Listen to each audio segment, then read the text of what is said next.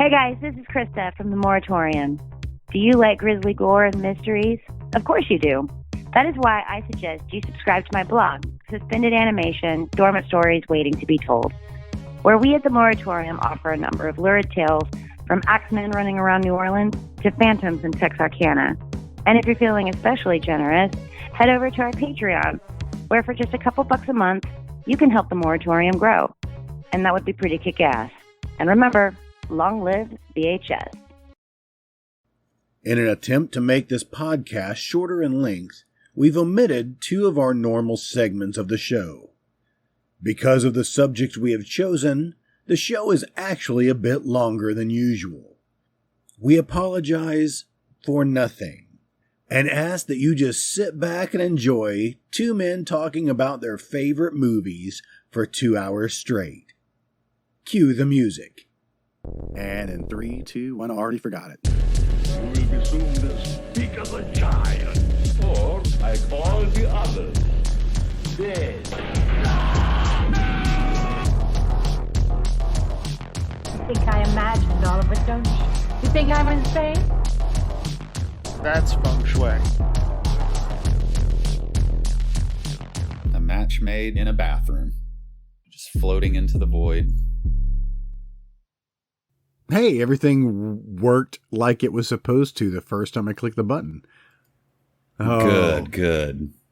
And then, pew! You said IMDb is down, and I was like, well, there goes the podcast. We literally have nothing to talk about now. 2 minutes from the time that you texted me saying we're ready, I had 0 internet. And those were the 2 scariest minutes of your life. No! Suddenly it's raining and you're outside. Your shirt ripped off. I don't know. Rat farts! That just seems like, how often has that shot been used, you know? Oh, yeah. You got Caddyshack, Streetcar Named Desire, Shawshank Redemption. Shawshank Redemption, yeah. Yep. I'm sure there's many, many more. Yep. Contact us at moviemoratorium@gmail.com Moviemoratorium@gmail.com to put in your 2 cents on how many movies has that scene been used. Podcasts with more exposure, they just start using the fans as, like, you know, they're doing the heavy lifting. Come on, Nick. Where are you? Oh, my God. Look, you're going to have to... You'll be rewarded in the end, but this is going to be a tough next couple of years for you. Nick, it's just gone. He's gone. No, Deleted we lost his it account. already. No. He's moved on, and who can blame him? Tell my wife I love her, Mitchell. Mitchell. He's a cop. So, a couple of things from last week. I've officially changed my name to William J. Bone Crusher now, so I want to be known as that from now on. Bone Crusher. I love that name. It just works. You know what I mean? I'm kind of sad that Mark Pittman, who played Bone Crusher, has done Jack. He was in Jag? No, he's done Jack. Oh, Jack. Jack shit. As in Jack.shit. He was a up-and-comer, I think we could say. Sure. And, you know, peed it down his leg, but... Did you get around to watching the Manson Family? I did not. Okay. I had enough Van Beber for it to last me for a little while. Right? I'm positive I will dip back in, but that was, I mean, I was exhausted at the end of that. You know what I mean? Physically and mentally. I started taking up nunchucking as a form of of exercise, right? Sweeping the nation. Which I don't have any nunchucks, so I've tied my ferret's tails together. Sure. I've done it just like that one movie. God damn it. Beastmaster. I was kind of trying to come up with his name, and there's nothing there. There's just a blank spot. Mark Springer. Mark Singer. It's Laurie Singer's brother. Springer? No, Springer would be Jerry Springer's son. Oh, that'd be a completely different movie. No, I was going with Kung Pao. Oh, I see. I'm sorry. Yes. I'm sorry. Which those I are was like gophers, but still. Yeah. Very effective weapons. He uses one kind of like a fistful of dollars, like a body armor. It gets punched like concave, and he just pours some peanuts in it, and it walks off. That's either the dumbest movie I've ever seen or the most hilarious movie I've ever seen. Or both. I think both, yes. Very silly. Let's just get right into it. Hey, welcome to the Yarn Wall. Welcome. Come on in. I'm Tim Kornman. With me, as always, is Jason Walker. Hi. I'm on my fainting couch. Oh, yeah? Just kind of fanning myself. It's warmer today. Took my petticoat off. What makes it a fainting couch? Is just open in, so whatever direction you're falling from, it'll catch you? Don't fall the other way and your face will just be stuck in the backrest. It's like a love seat. Okay. Somebody has ripped the arm off of. That's the most thought I've ever put into how those work and why they exist. I think people fainted more back then. They had like all these blood diseases and leeches had sucked them dry. Yeah, they've had too much of the bloodletting. Yep. They were drinking real Coca-Cola that had cocaine in it. Oh my God. Wow. What would that have been like? I just put a post up on the moratorium group. Now, granted, this has been a couple of weeks ago when you're hearing this. Yes. It says the first bottle of Coca-Cola from 1894 contained about 3.5 grams of cocaine. Jesus, that's a lot, isn't it? That's a lot.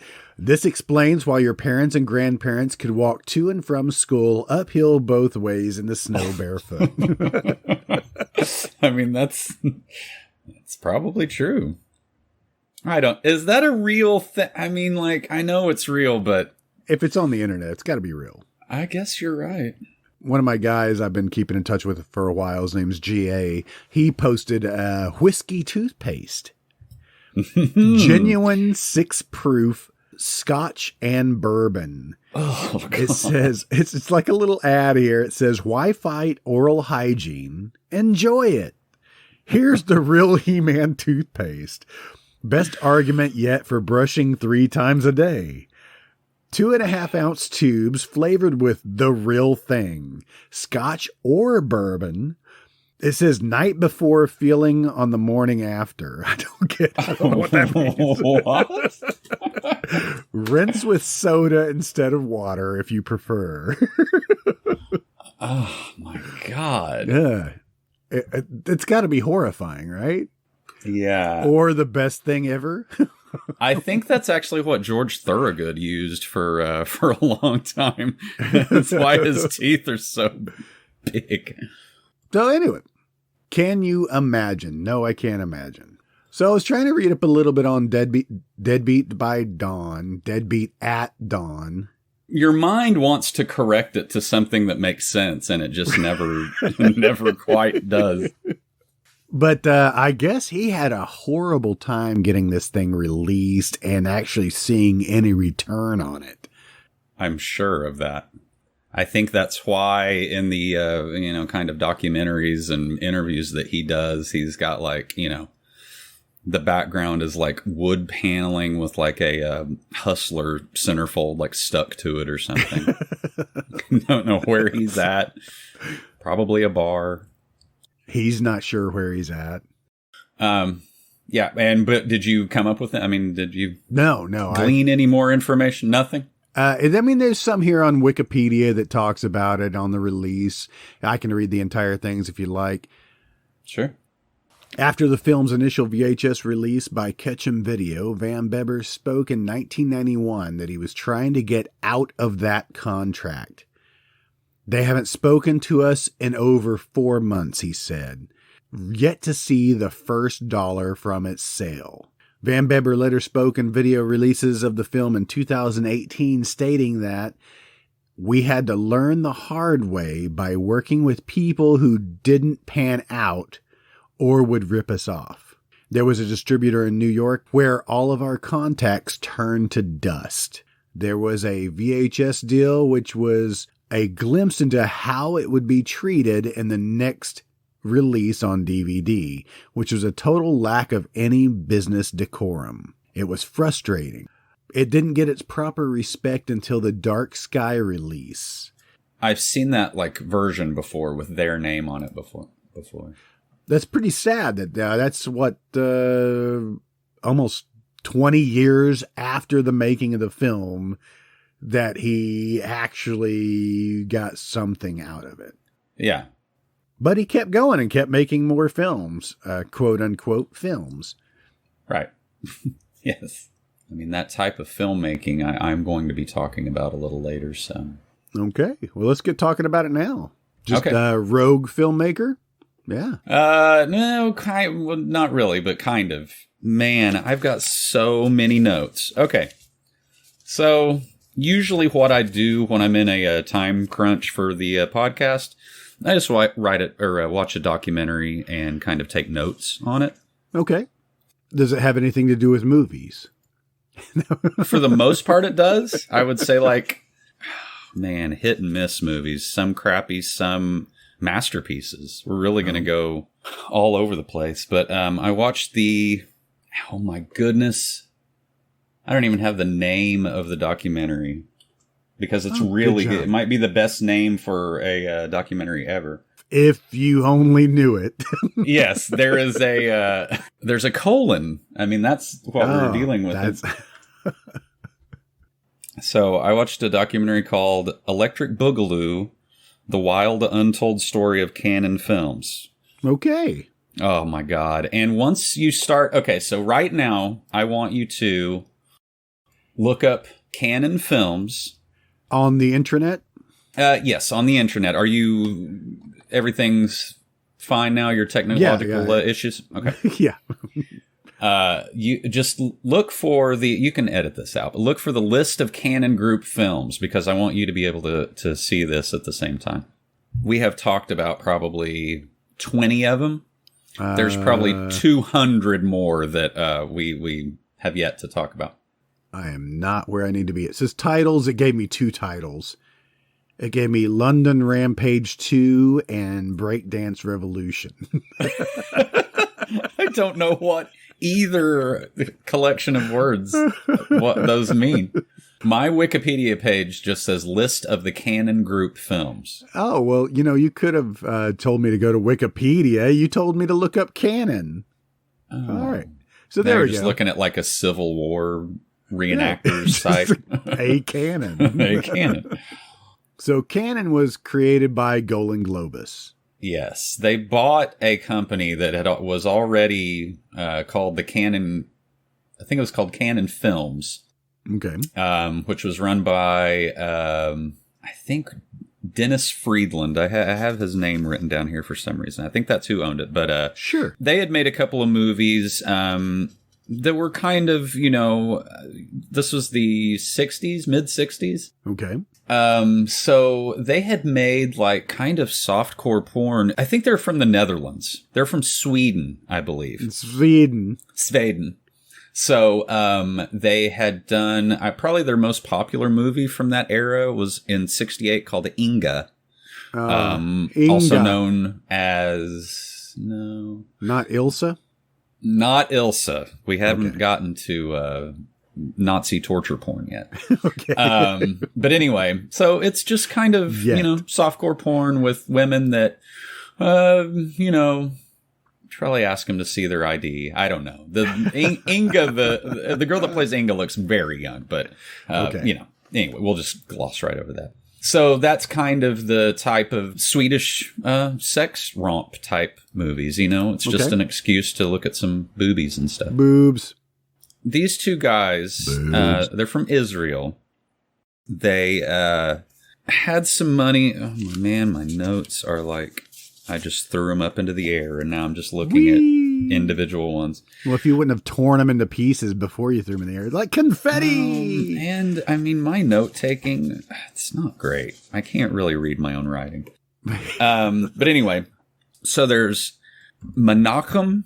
I thought it was Menahem. That's how it's spelled. Okay. But I've heard people say it for the last 2 hours. It is pronounced Menachem. So you kind of turn that H into a K. Sounds Yiddish now. Well, I mean, it's Israel, you know. But just leave the H in and put a K between the A and the H. Menachem. Okay. Golan. That is his last name. Golan. He teams up with his younger cousin, Golan Globus. So that's where Golan Globus comes from. Okay. They just were super passionate guys, about movies, about American movies in particular. And they had some money and they just started making movies. I mean, that's it. They just, got a script together. Sometimes not. Sometimes they just started filming things, it seems like to me. And these first few movies, this is around the end of the 60s. This is like early 70s now. I think the first movie that was kind of a success for them, maybe critically and financially, is just called Joe. I think we've talked about it before. It stars Peter Boyle. Okay. Looking pretty young. I don't know what age he was at this time, but he's still, just chrome dome, but young. What year was that? That was 1970. And it was written by Norman Wexler. He wrote the screenplay for Saturday Night Fever, Serpico. So, not an unknown, Okay. Directed by John Avildsen. Kind of a hard name. There's going to be a lot of stumbling over names because, as in many of our podcasts, sure, right? We just no butcher change. Everybody's name. Yeah. Yes. He directed Rocky. Okay. He directed the first 3 Karate Kid films. Oh, wow. He directed Neighbors. Oh my God. Have we talked about Neighbors before? The one with Dan Aykroyd and I'm sure we have, but I think we went on from Neighbors to 1941, which I'm going to trip over today too. Everything you're talking about, I think how it's very odd that everything that you're talking about kind of trips over everything I want to talk about, and we haven't spoken in a week. Exactly. That's so just strange. That's just how our minds work now, for better or worse. We're in the same gutter. It's just weird. Yeah, I'm just looking over at you, just being like, ugh, God, what happened? What got us here? Anywho, Joe is also the film debut of Susan Sarandon. She's looking very young in this. So anyway, long story short, you can read the plot, but I'm just going to super paraphrase. By the way, it's called Joe. Peter Boyle is the titular character. You do not see him for the first 30 minutes of the movie, which is a odd choice. He's an advertising exec. Susan Sarandon is his daughter, and she starts dating this hippie drug dealing guy. Drug dealing guy, otherwise known as a drug dealer. Anyway, you might or might not see her boobs. I'm not really sure. It would only be better if you did. Yeah. But anyway, so he ends up killing this guy. And then the rest of the movie is kind of like a vigilante movie, kind of. Okay.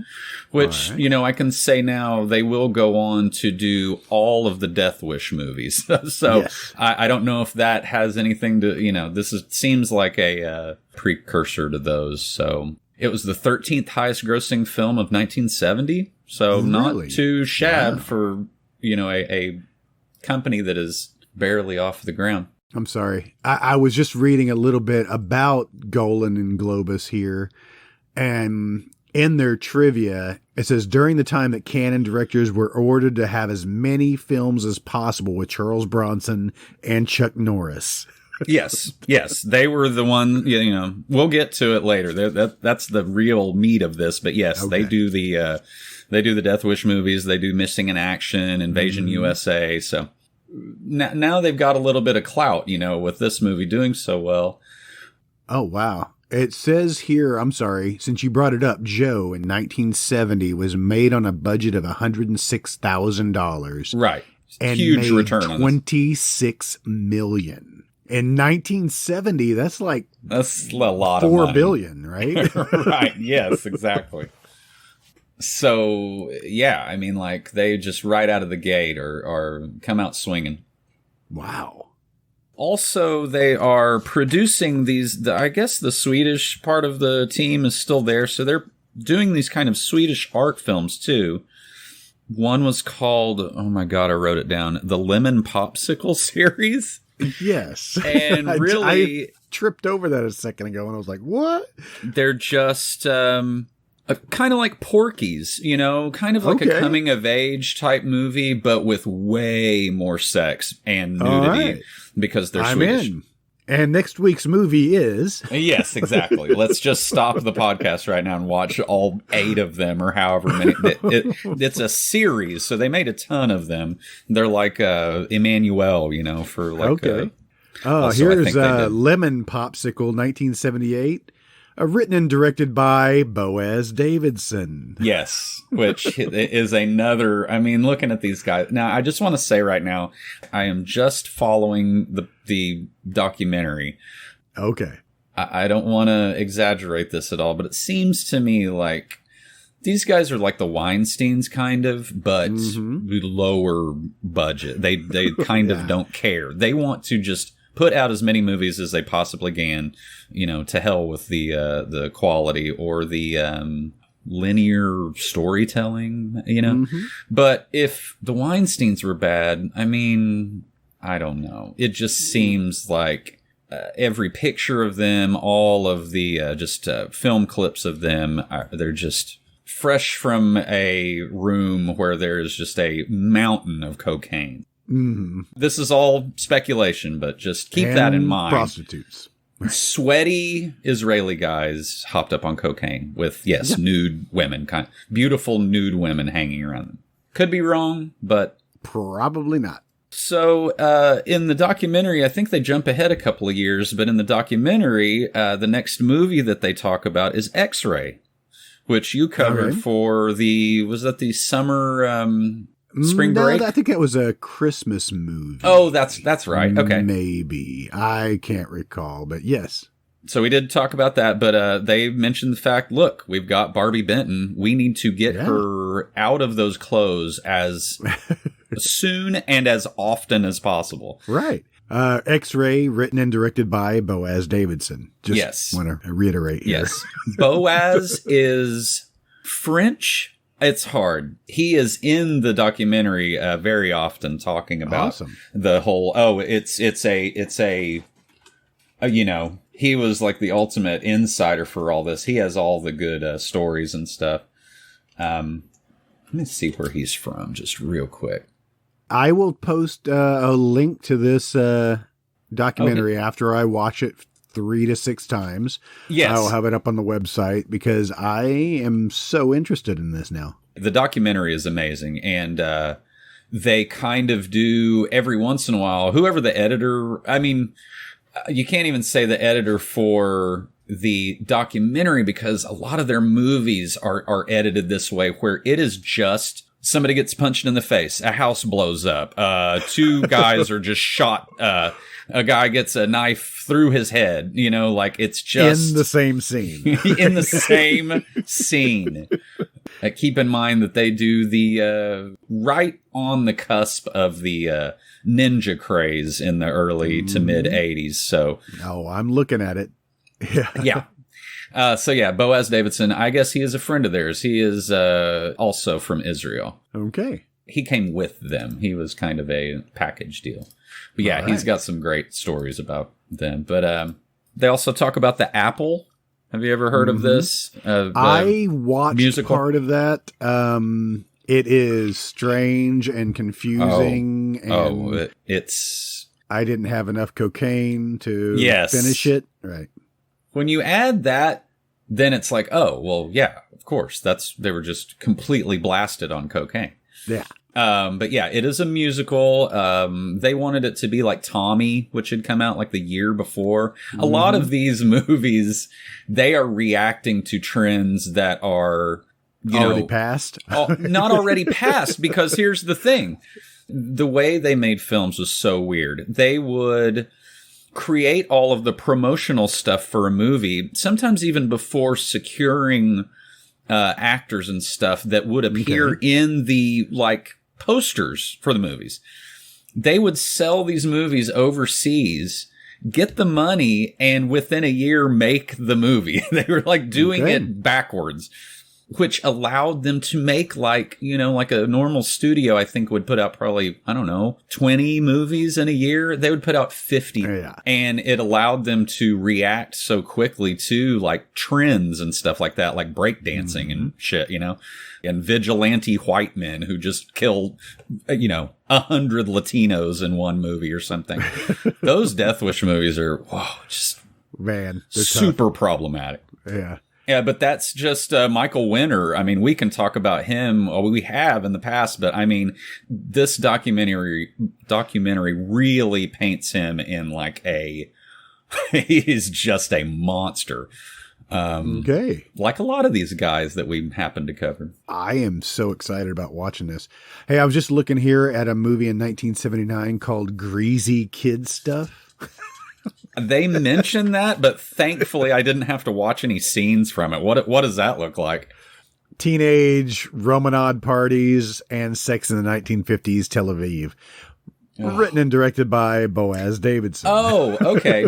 So they took that movie and later on it would become, they basically made an American version, which was called, it was basically like Porky's, you know? Yes. It was like a high school type, you know, kids losing their virginity type thing. In the 50s, yeah. In the 50s. Last American Virgin, I think is one of those. I think that's it. Last American Virgin. Because we've talked about that because it also is written and directed by Boaz Davidson and has Diane Franklin in it. Exactly. Yeah. So, and it is, I mean, it's darker than any fucking Death Wish movie. The story's insane. It's two friends, one kind of shy and one, you know, popular and good looking. The shy one starts dating Diane Franklin and the good looking friend impregnates her.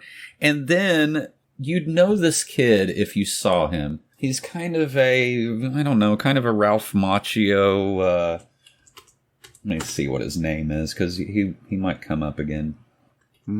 Steve Anton, Lawrence Monason, or Joe Rubbo. Whichever one is looking at you gape-mouthed and like... That's all three of them. Okay. Hang on a second. It really is. Lawrence Monason. Oh, right. Yes. He played Ted in Friday the 13th, the final chapter. Yes. He was the one watching the porno, trying to get everybody to watch it. He was also Ben in Mask, by the way, Cher and Eric Stoltz, to bring that up yet again. Time is a flat circle. And the good-looking kid, I just realized, is Troy's Bucket, the Goonies guy. Yeah. Another screaming scene, you know? Andy, where the camera's kind of above him a little bit. Or no, it's below him, Rain, I guess. piss, water, whatever you want to call it. It's pouring over him. Yeah. So you Goonie. Exactly. Anyway, so real dark movie. The nerd has to take her to get an abortion, which we see in pretty, I mean, anyway, let's not think too long about that. But that's the type of stuff you're getting, you know. There's boners. Anyway. So there's a boner scene, I guess, that is kind of, you know. Are you saying classy? Right? Oh my God. Of course. It's still hard to like square the circle of Bob Clark doing Porky's. Yeah. Moving forward. So, what do we got? Boners. That was my boner punching the mic. If they had produced and directed a movie just called Boners, I would not. Don't let me forget, actually, Going Bananas is going to be at least 20 minutes that we can talk about. So anyway. Is it Going Bananas or Going Ape? Going Bananas. When I heard it, I was like, oh, the one with Tony Danza.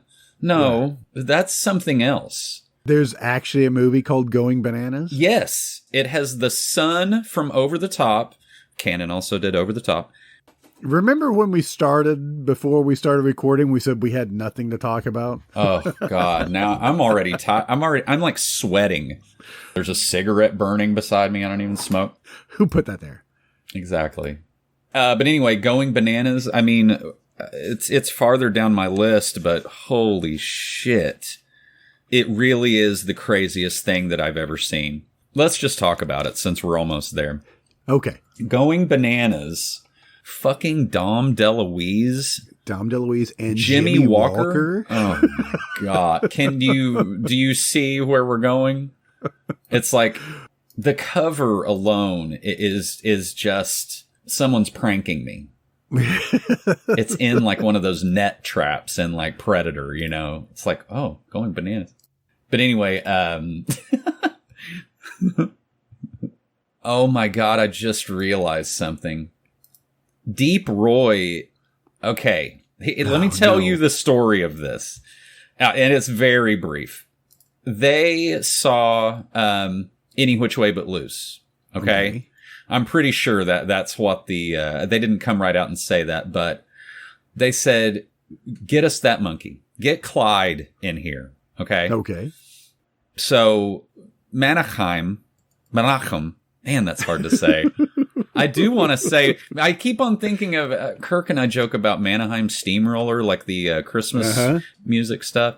Anyway, we've been using their name for so many years that it just rolls off the tongue. Anyway, Menachem is talking to this orangutan like he's an actor, and he's trying to get him to sign a contract. I'm not lying. This is how this... Clyde showed up with like his lawyers at the Canon offices. This is from the documentary. Were they also orangutans? He didn't specify. It's like he is trying to, I guess the script they had or whatever, the relationship between the monkey and the boy was almost like, you know, they were going to give the monkey like lines to read or something. Like, I don't think he understood what exactly was happening or how it was going to work. So in the end, they got rid of Clyde and hired Deep Roy. I mean, again, have we ever done a podcast where we didn't talk about a little person? But they got him to play the monkey. They put him in a suit that looks very nightmare-inducing. You know what I mean? It's like the Congo monkeys, but like minus 1,000.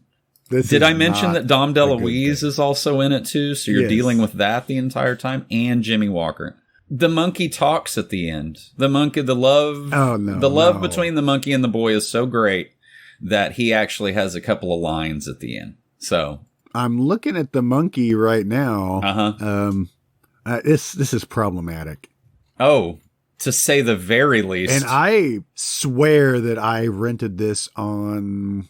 I've seen it for sure. On that Laserdisc thing that we had, right? Yeah. Can you imagine what Going Bananas would sell for on Laserdisc on eBay right now? Be in the tens of dollars. One user review on IMDb is, "Are you people stupid? Bananas is a classic!" Exclamation point. The monkey's name is Bonzo, by the way. So anyway, I don't want to get mired down in that, but that's... So they'll have a hit, and then they'll have 10 misses.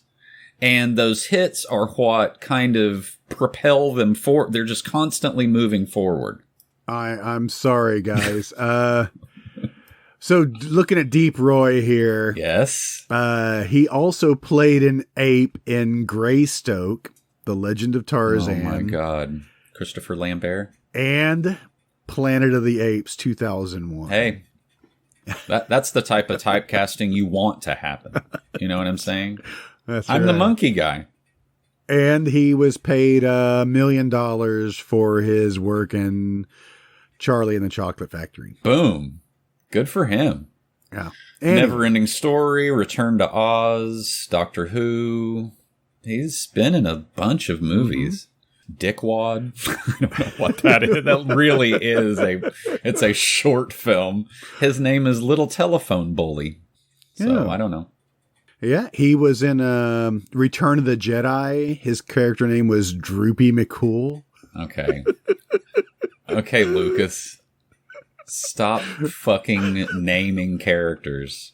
They're all bad. All of them are bad. He was in Weekend Warriors. I remember watching that. Oh, yeah. Does that go back to another tying a tie around your head type situation? I think so. Which this movie had Vic Tayback and Lloyd Bridges in it. Dingy! It's like his catchphrase. Malice. But Deep Roy, he played, it says Little Girl. That's okay.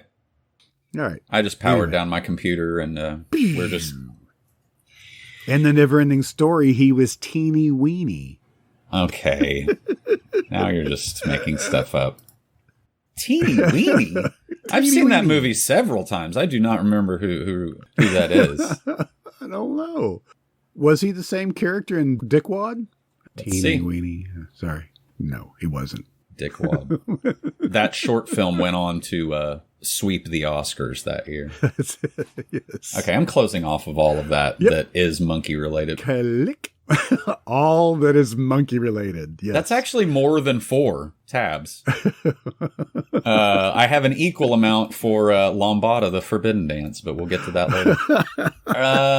Anyway, actually, it's Lambada. Yes. Like, not a colon. No, that's just Lambada. The other movie is The Forbidden Dance, and then in the tiniest letters imaginable, Lambada underneath it. So that's another where we'll get to it. We'll get to it. It's not quite yet. Yeah. Well, I mean, we talk about this plenty of times because in the video store next to the very popular movie was another movie named similar. Yes. That was just there to cash in on it. And that kind of explains how Canon Films worked. Yes, they were the kind of pioneers of that technique, and now like Asylum does it, and they make like 30 minutes of film and then the rest is like, special effects to be added later or something. Yes. I know there's another company that does that.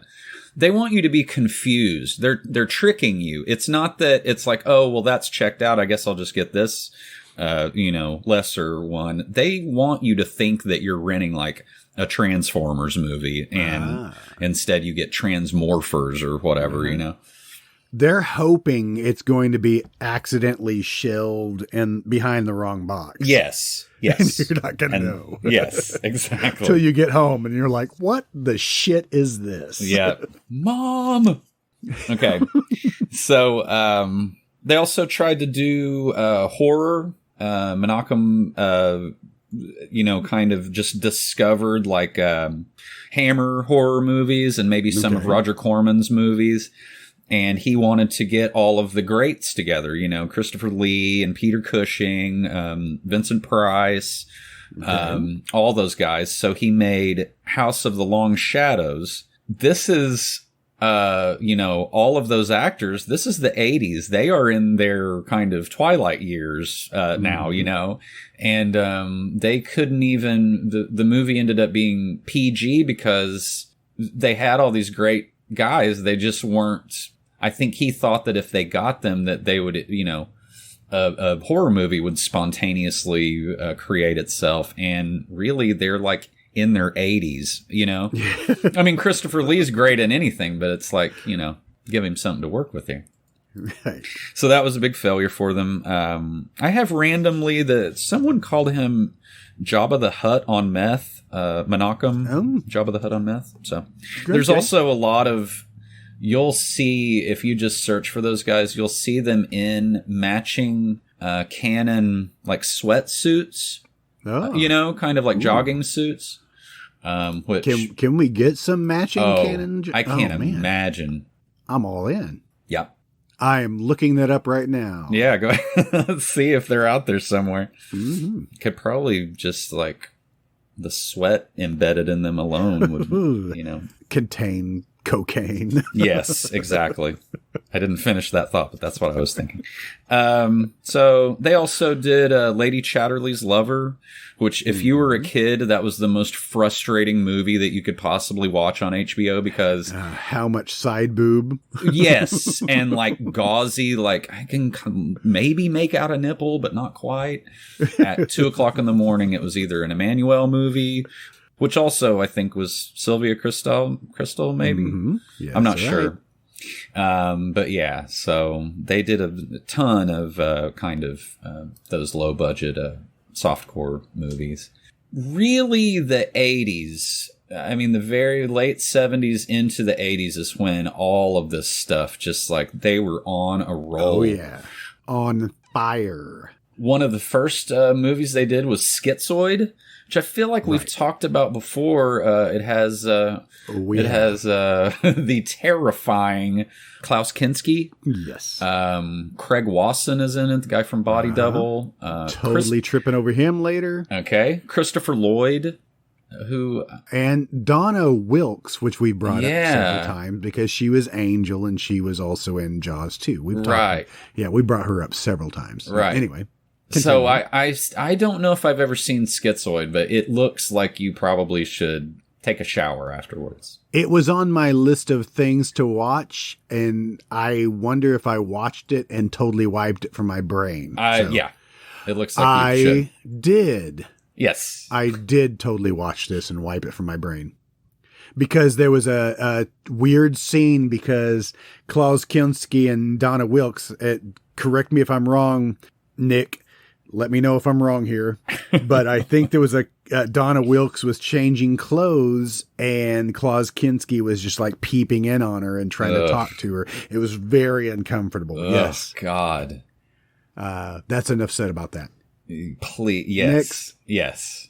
They did a movie called Death House, also known as Silent Night, Bloody Night, that has Mary Woronov in it. Which I love Mary Woronov, and I saw a little bit of that not too long ago. Is that right around the same time as Silent Night, Deadly Night? Yes, and they were just I think cashing in on that same thing. Right? Yes, it's their answer to that. Had John Carradine in it.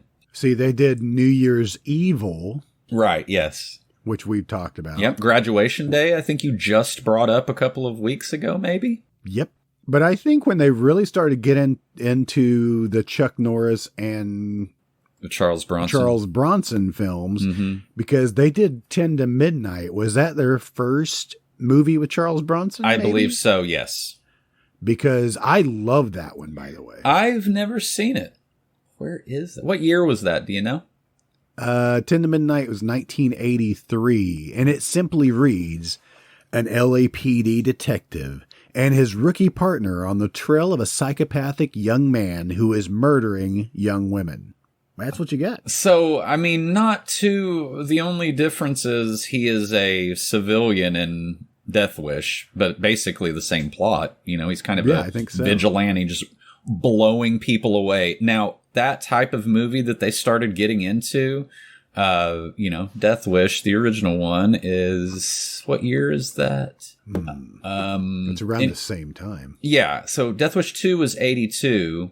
I mean, also Michael Winner, who, I mean, like I said earlier, everyone agreed was just a nightmare to work with. If you watched a supercut of all the gunshots and the explosions in this series of movies alone, it would be 30 minutes long, It's just insane. Oh, no, Death Wish was 74. Okay, that's why I can't find it, is that I did not know. That's almost 10 years later. Yeah. The original Death Wish is also Michael Winner, right? That is correct. I don't know why it took them 10 years, but they saw that and they were like, okay, we got to do this. Get back on this, yeah. And make 6 more of them now. Yes. Robin Sherwood is in Death Wish 2. I know we have talked about her. She's one of the girls in Tourist Trap. Oh, awesome. So I think that might have been... she's also in Blowout, the Brian De Palma movie with Travolta. You are totally just going down my yarn wall. Okay, right cool. now, okay, so. Good. Yeah, and you have to wait until I'm done. I know. to spring all this on us. I guess you are dropping some hints here. But anyway, whenever they figured out how to make a realistic missile launcher, or like not a bazooka, Okay. I mean like a RPG, you know? Whenever they figured out that, you know, the logistics of making it like this, you know, projectile that would like put off some smoke and then like, I mean, so many buildings explode. It said that they would find neighborhoods where, you know, like a highway was going to go through, or like they were expanding an airport or something. Oh, great. And before they could demolish these houses, they'd turn it into a war zone. There is a scene, I think it's Death Wish 2. Whatever it is, it has, who's our guy from Ninth Configuration that kind of has burn marks on his face? But you know who I'm talking about, right? The guy from Bad Dreams and... You're talking about the guy who is not Klaus Kinski. Yes. Who, yes. Right, but probably friends with him. They look like they could have been in, you know, sharing a dorm room together. Friends for life. Besties. He doesn't look like he pops up in Death Wish 3, because that has Martin Balsam, yes, Ed Lauder, and Alex Winter. Yes. Okay, I wanted to talk about that too. Oh, damn it. Richard Lynch. God damn it. Richard fucking Lynch. Anyway, I kind of lost track of these action movies because they did so many of them. Oh, they all run together. Yeah. It's Invasion USA. It's a Chuck Norris movie. Oh, okay. They told that story about an airport that was extending like their runway. So they were getting rid of this, like a whole neighborhood of houses. There is a scene where Richard Lynch is in like the bed of a truck with a missile launcher, and he just goes boom. I mean, he just does a 180, blowing up houses the entire time. It's amazing. When did Die Hard come out? Mm-hmm. I want to say that some of this kind of like predates that. But again, they were just making kind of cheaper versions. Mm-hmm. Cheaper versions, but also making up for that fact with just gratuitous nudity and gratuitous violence. You know, that's how they, you know, got their audience. And they knew exactly what we wanted. Exactly. I know it'd be exhausting, but I would love to do like a Death Wish marathon and just watch all of them.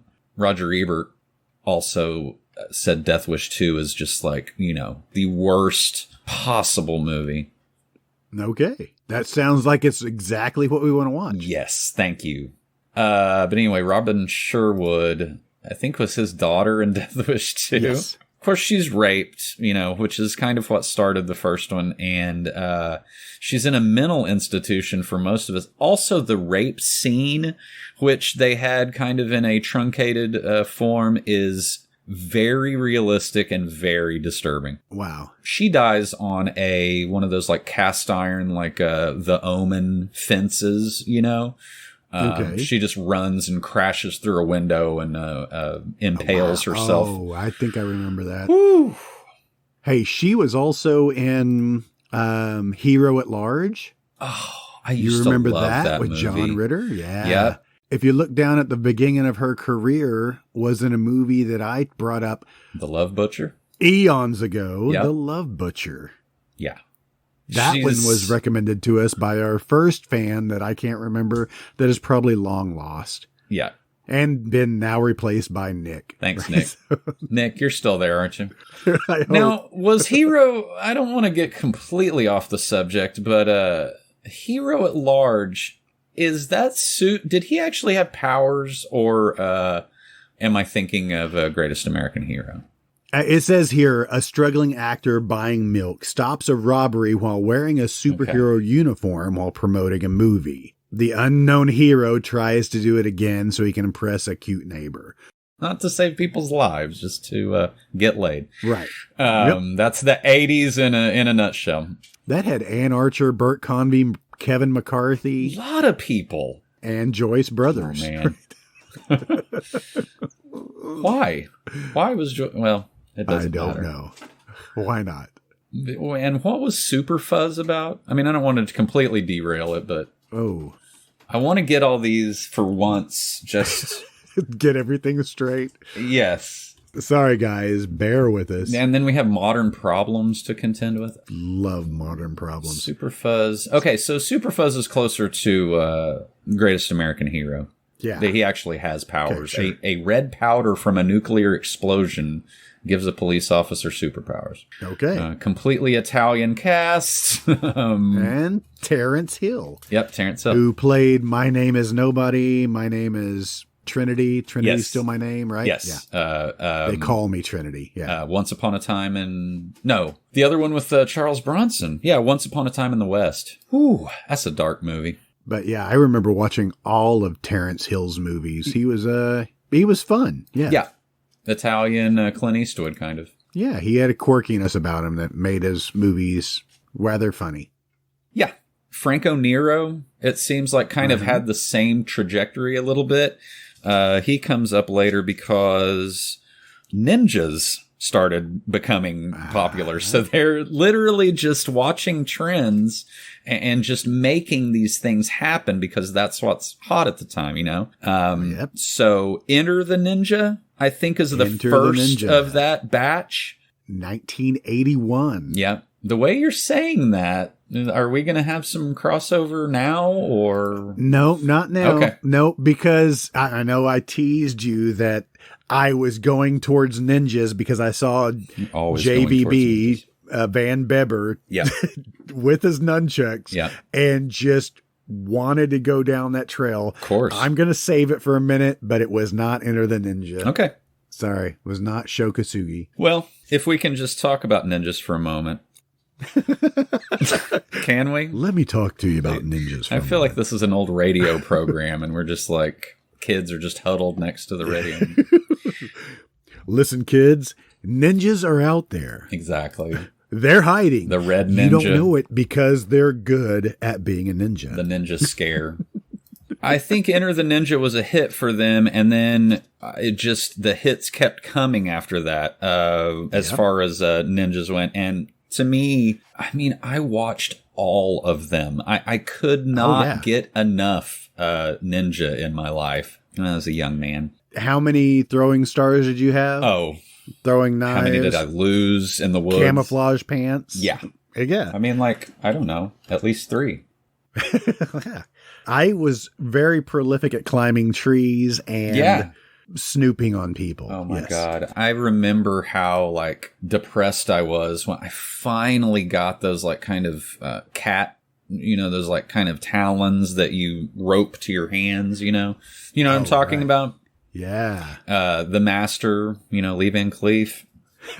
Wonder where that was coming up. Yep. He used them to climb the side of a skyscraper. I think he made it up like 30 floors with them. That is not how they work in real life. So just to let you know. Don't try this at home. Please. Or just do it on a smaller building. Smaller scale. Or a tree. Or a house. Or, your dog's house. Yes, the dog's house. Franco Nero, I don't remember exactly how they got him. You know, he is Italian, speaks very little English, especially in 1980, you know, or 81. Right. So his entire dialogue for Enter the Ninja, he's the main character. He is completely dubbed. Whoever is doing the dubbing just does not, you can't even imagine that voice coming out of the person that you're looking at. Right. So it makes it slightly ridiculous. But Shokasugi is I assume he's the villain, but also probably the stunt coordinator. Mm-hmm. Because he's the glue that keeps most of these together, you know. I think he's kind of a consultant and, you know, they're trying to make a realistic, you know, movie. And I have to imagine he's in most of these, if not all of them. He certainly was in The Master. You know, he was the master's original pupil that is now, you know, hunting him down to kill him. If you're keeping score, that is 2. 2 times we've mentioned the master. You're welcome. Christopher George, another Moratorium all-star. We've talked about him like almost as much as anyone else, thanks to our Italian horror movies. That's right. Will Hare's in there, who Will Hare Yes. was the old man who gets the arrow in his heart in Eyes of Fire. Doesn't really have a reaction to it for a second. He's Yep. like, huh. Oh, wait a minute. Wait, I'm dead. Also in Back to the Future. So that starts there. I mean, the ninja movies just keep coming. I mean, the list is like, Oh, yeah. Enter the Ninja. There's another popsicle movie in between there. I just saw I that. saw that Private Popsicle. Oh, boy. Still written and directed by Boaz Davidson. Man, that guy. If you see him in the, he looks a little bit like the Crypt Keeper, sort of. Oh, he has awesome. blonde hair, but he looks to be an elderly man in the documentary. So his hair kind of looks like riffraffs from Rocky Horror Picture Show. It's very thin Beautiful. and stringy, and he kind of looks like the Crypt Keeper. So out of the ninja movies, when did they get into breakdancing? Okay, so Breakin' 1, it's never been called that. Just Breakin'. Just Breakin'. That came out in 1984.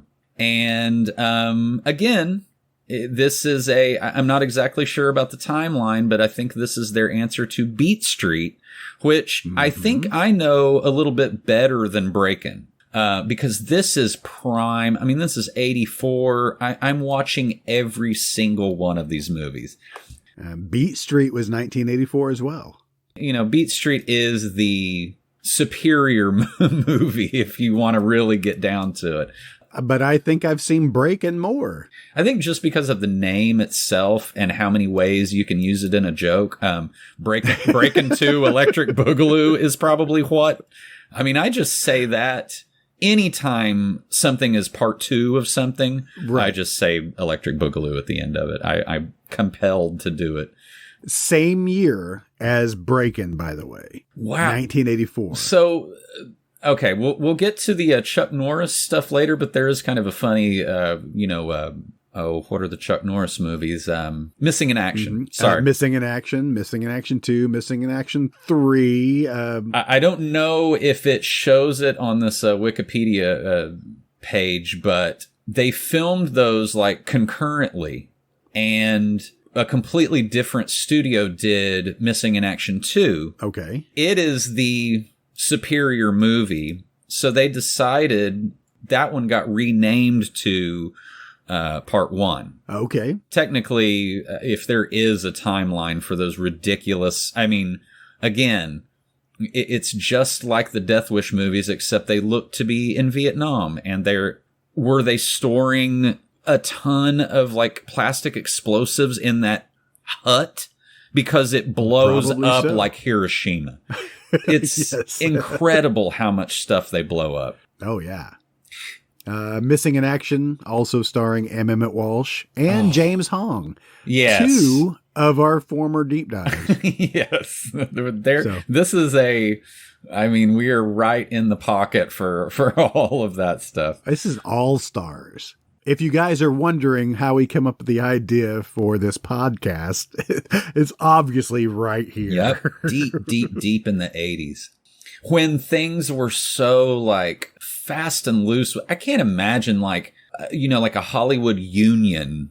I mean, there would be so many violations going on, like, I mean, just endangerment of the actors. And I mean, I can't imagine. I know you're on a roll and everything, but let's take a little break. Okay. What do you say? Let's pick back up on Breakin'. I want to finish that. Hey, freaksters and freakettes. It's Tim from the Moratorium. Do you like the sweet sounds of our witty banter in your ears every week? Well, head on over to our Patreon, and for only $3 a month, you can get even more. In the director's cuts of our movie episodes. On average, that's 20 minutes more of our wisecracking, jive-talking, and lip-flapping laughter straight to your earholes. Go to themoratorium.com and click on our Patreon link, and you'll find 5 awesome tiers with tons of goodies. You can also find our Teespring link on the website for even more awesome merch. Thank you for your support. Now on with the show. Oh, by the way, I wanted to say, you said Alex Winter earlier. He is in the documentary and has a lot of very interesting insight into this. Really? He's a director himself, and I just couldn't figure out where their paths crossed. He is in Bill and Ted's Bogus Journey. Well, yes. But before that, he is in Death Wish 3.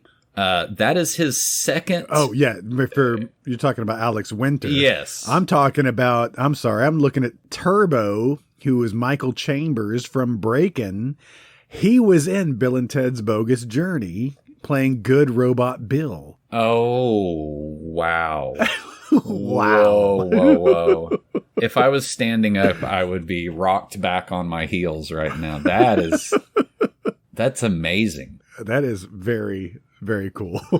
So Alex Winter, his first movie is Death Wish 3.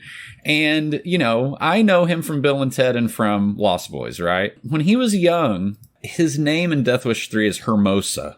And, okay, I was like, dude. Sounds like a breakfast drink. What? Not joking. That's what I was thinking. I was like, is that like champagne and orange juice? No. Yeah. Hermosa is Spanish for gorgeous. Okay. Oh, well, hey there. Now, he has the typical, this has to be done. And here's another one, like Screaming into the Rain.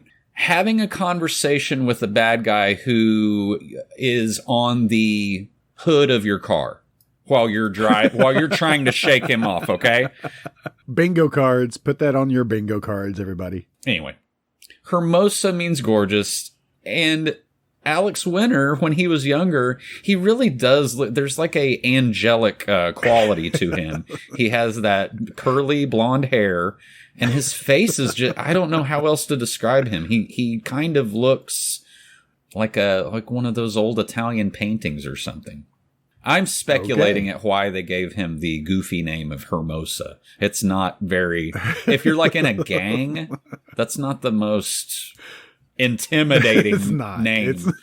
It's But anyway, just wanted to point that out. That's why he was in the documentary. I was like, what is going on? But interesting. Anyway, Breakin'. I'm trying to find pictures of Alex Winter from. Well, I saw a clip of him doing the hood ride and didn't disappoint.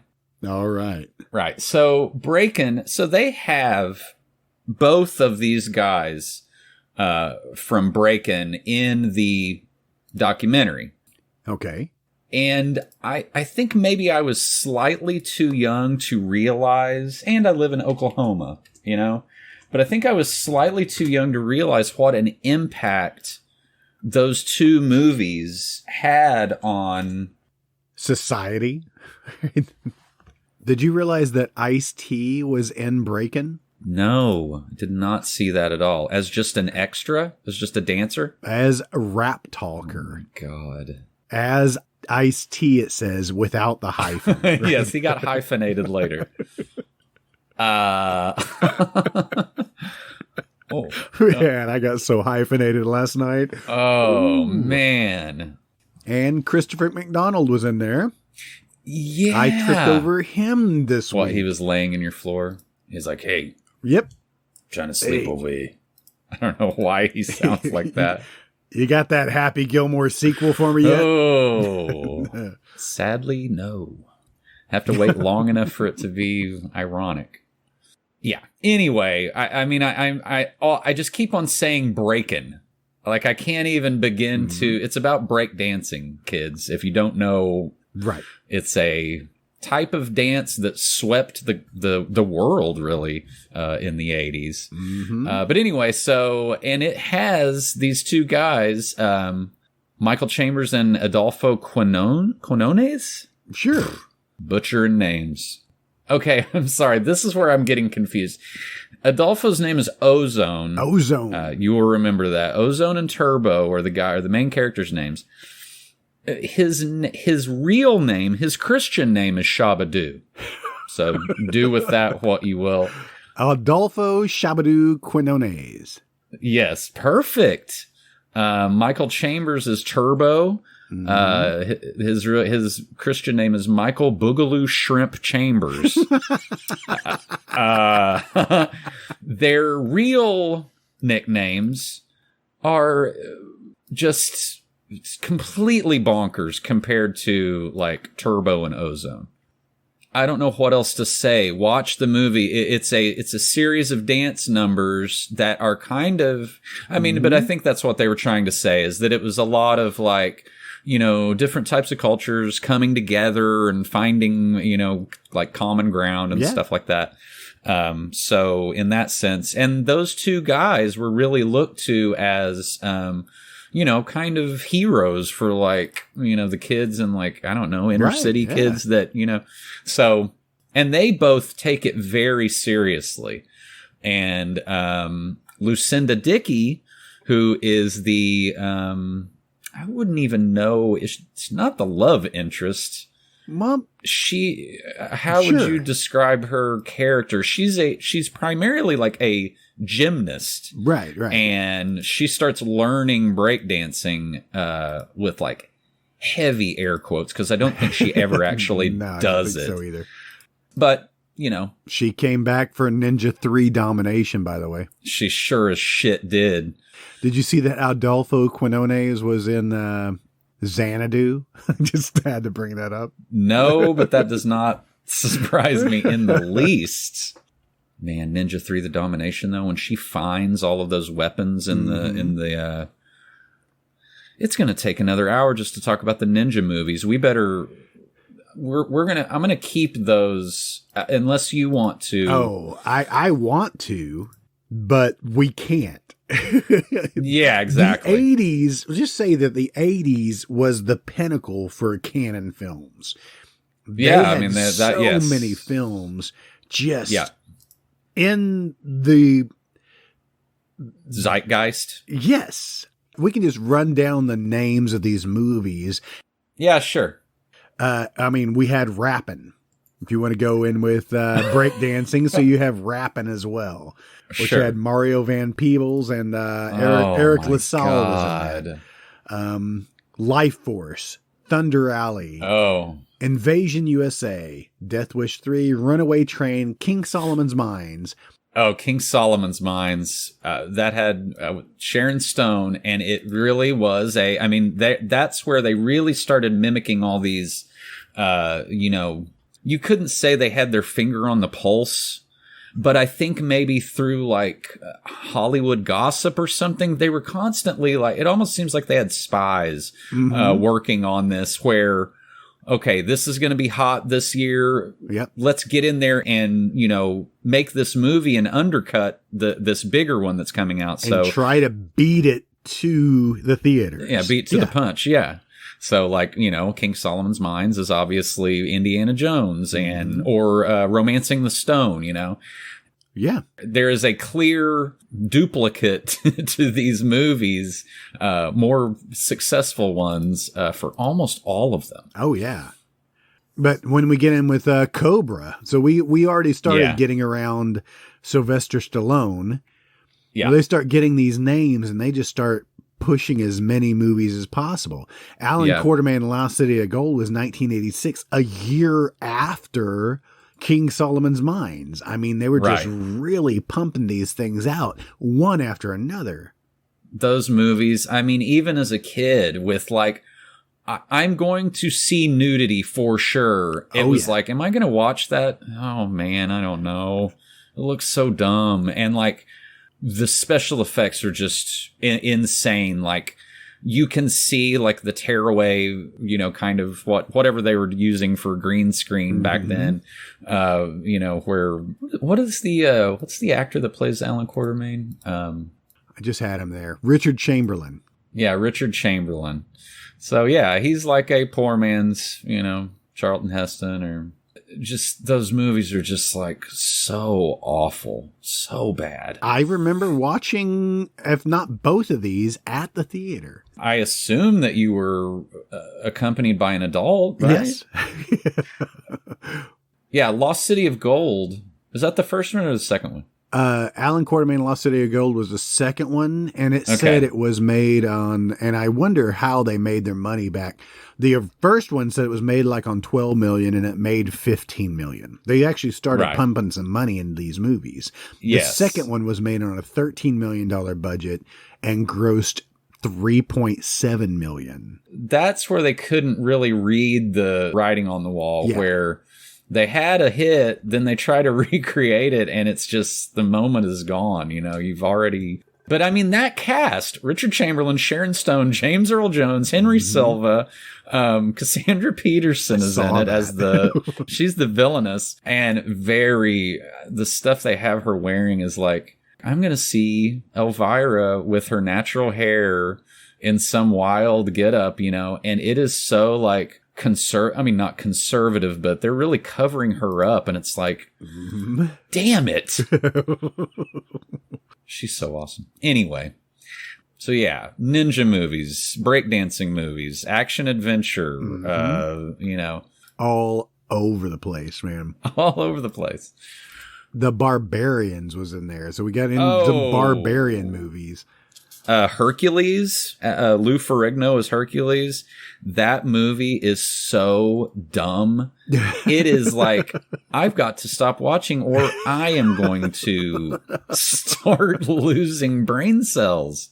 Oh, so bad. They made a ton of money. But that's the thing, is that there was such like kind of, I don't know, like kinetic energy that's like, they're constantly rushing forward. So those successes that they have, they immediately pour that money into some new project that's less successful. So they're constantly in debt also.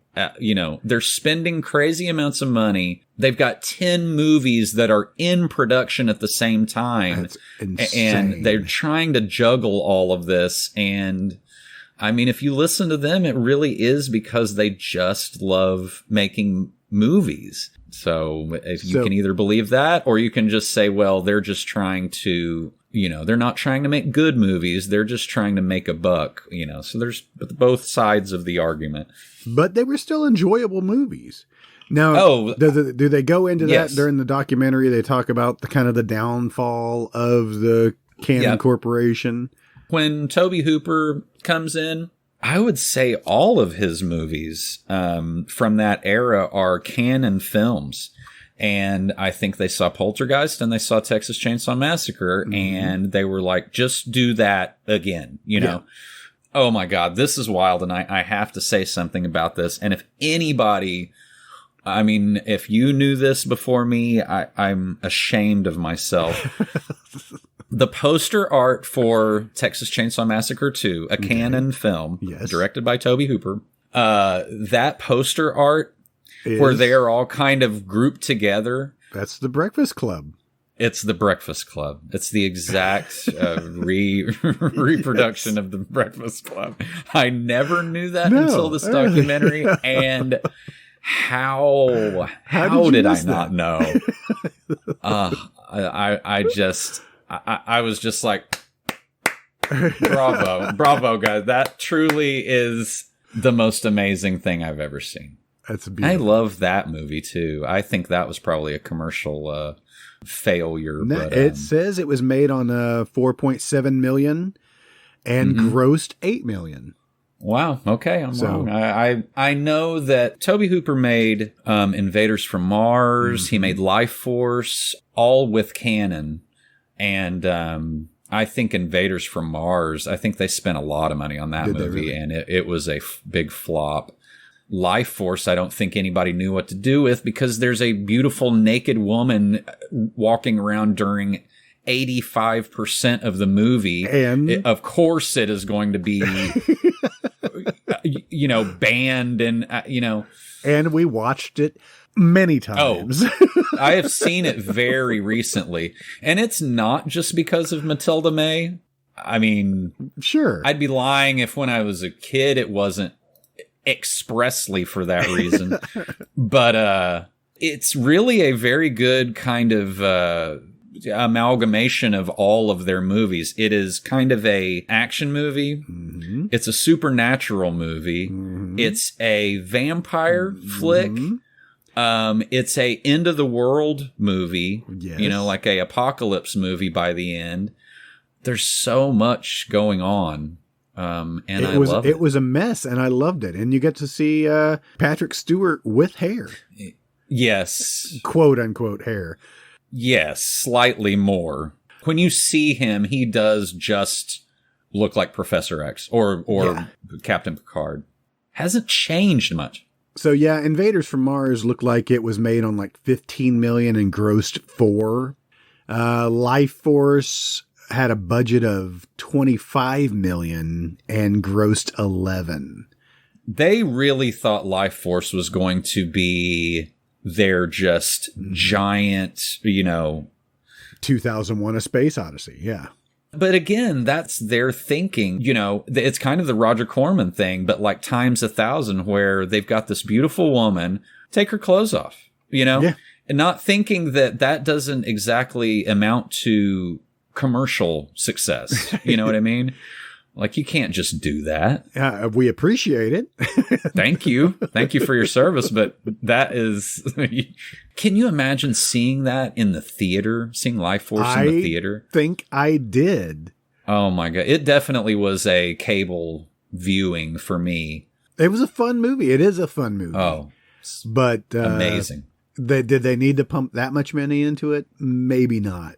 Maybe they got carried away. The special effects at the beginning and the end of the movie, where they're showing that part of London that is just overrun with zombie/vampire, I mean, all those scenes had to cost so much money. I love seeing that portion of it where, they're like, London is completely overrun. That's how much is like, it's like a zombie movie now, it's just wild. But I'm sure they still made some money back in the video market. And this is when the video stores are really pumping so much in. Sure. Everybody was clamoring for home video. Yeah. But I think they missed out on that. I don't know if they were around to like ride that wave. Okay. That's the thing, is that we can only really like appreciate that now that the company is gone. They were responsible for so much just crazy ass cinema when we were kids, and we watched all of it. They were responsible for Cyborg, which says here it was made on $500,000 and made like 10 million. Yeah, that's where they needed to be. Yes. And Van Damme, I think during that movie was still kind of an unknown. Yeah. I was going to talk about him here in just a little bit. Okay. That's fine. I remember in the documentary them saying that he was going out and doing a lot of publicity for it, because he really, that was a big chance for him. Mm-hmm. But in my mind, I'm like, didn't he already do? I'm not sure where that falls in the timeline. Of like, Cyborg's actually 89. So right. Bloodsport was 88, in which they also produced. Okay. Bloodsport had a $1.1 million budget and grossed $11 million. So yeah, that's when they were like, hey, wait, well, now we're getting back into martial arts films. Right. And again, that's how Van Damme got hired. I think they originally wanted somebody else at least for Cyborg. I think they wanted maybe Sylvester Stallone. Oh, wow. Since he had already been in a couple of their flicks. But he showed up at their office and did a fucking like spinning kick like an inch in front of Menachem's face. And they're like, okay, well, that's it. You're fucking in. There's some interesting trivia, and I'll talk about it here in just a minute on Jean-Claude Van Damme. So, I can't wait. This documentary, though, what's it called again? Electric Boogaloo. Electric Boogaloo. Where did you watch it? Yes.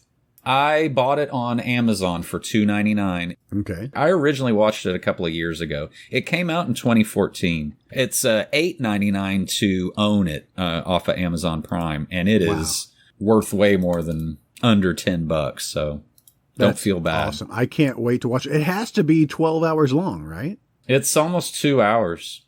That is incredible. And like this podcast, they could have gone on for another couple of hours, but just couldn't cram it all in there. They just did so many. I'd like to see just a flat final number of movies that they did. So responsible for all of our childhood. For sure. And that logo, you see that logo and you're like, oh my God, what is this going to be? Mm-hmm. We probably need to move on to your stuff pretty soon, but I just want to say that they were this is kind of the prologue for the documentary. They only appear in the movie in like kind of archival footage, you know. Okay. But they were approached to be in the movie, and Menachem said, no, we're going to make our own movie. And the same year, they did The Go-Go Boys, the inside story of Canon Films in 2014. Oh, my gosh. Even their own documentary, they had to undercut another documentary. That is hilarious. Now I want to see the Go-Go Boys. Well, I'm looking at screenshots. This one did not have Van Damme in him. Theirs does. They have an interview with Van Damme. And yes, both of them. And I'm sure they want to tell it from their side of the story, you know. I mean, oh, yeah. We were so successful. We made exactly lots of money. So watch these both, you know, and come to your own conclusions about it. But yes, I imagine that theirs is not as critical of themselves as the other one was. Awesome. Yep. Cannot wait. But thank you, Jason, for bringing that to light. We're not done. Oh, I no, mean, we stopped at Breakin'. So, I mean, you know, here in a couple of weeks, we're going to do let's watch the other documentary and then we'll compare notes and come back into it. Yep. Oh my gosh. We could literally continue talking for the next hour and still not take a breath. At least. Yes. All right. So what you got? I will skip my deep dive because I was going down a little William Devane hole. Cool. All right. Love William Devane. We love him. He doesn't have a whole lot of trivia, but I love his movies. And I started going down some stuff and was really getting sucked in. So we will come back on William Devane for sure. Okay. But let's get on to next week's movie. Let's. I've already watched a movie that I was picking for next week, and then I talked myself out of it. Oh, you had a heart-to-heart with yourself? I did, and it's because of, let me flip down here. We're going to go from Deadbeat at Dawn, right? Yes, let's start there because we have to. Because we have to. Deadbeat at Dawn had an actor by the name of Tom Harris. Okay. Who is just man in bar. Does he have a profile picture? No. Nope. He has 3 credits to his name. His second movie was No Retreat, No Surrender. Ooh. Which I was going to pick for next week's movie. So speaking of Jean-Claude Van Damme. Yeah. I watched this, but I watched the Riff Tracks version. Oh, yeah, I forgot they did that. Yeah, I think it was on Amazon Prime or whatever that they had this available. I watched it. I thought I had seen this growing up. And no, I had never seen this movie. Were you thinking of something else? I thought it was more serious than this. Oh. You've seen this, right? I saw the Riff Tracks version when it came out, yeah. The movie is cheap. In today's parlance, it's called cringe. This is a very cringe movie because you are just like, yes, boy. Yeah. And this was put out by New World Pictures, which is Roger Corman's production company, right? Yep. It actually grossed $4 million at the box office. I didn't see what the numbers of what it took to make this film, but this was Jean-Claude Van Damme's one of his first films as well. And he's not in it very much at all. And I thought, I mean, the poster shows it kind of like Americans versus Russia and just cashing in on this Cold War aspect of, you know, the same thing with like Rocky IV, right? I mean, exactly. I mean, Van Damme's name is Ivan in the movie. So. Krasinski was his last name. Yeah. Okay. This movie is so hilarious. Yeah, it's bad. Kurt McKinney, who is playing Jason Stilwell in the film, our titular hero. He's not retreating or surrendering. This was definitely kind of a Karate Kid ripoff. Yeah, sure. That he's being bullied. He just moved to a new town with his mom and his dad in a station wagon, right? In Pasadena or wherever. His father was an instructor for martial arts, but then gets beat up by Jean-Claude Van Damme as these hoods from freaking New York, I think, were trying to take over, trying to buy his business, and he didn't want to sell, but then they wanted, it doesn't make any sense why they wanted to pressure him out of this building. That is the plot for so many movies from the late 70s and early 80s, is guys moving in and just wanting to take over businesses. Yeah.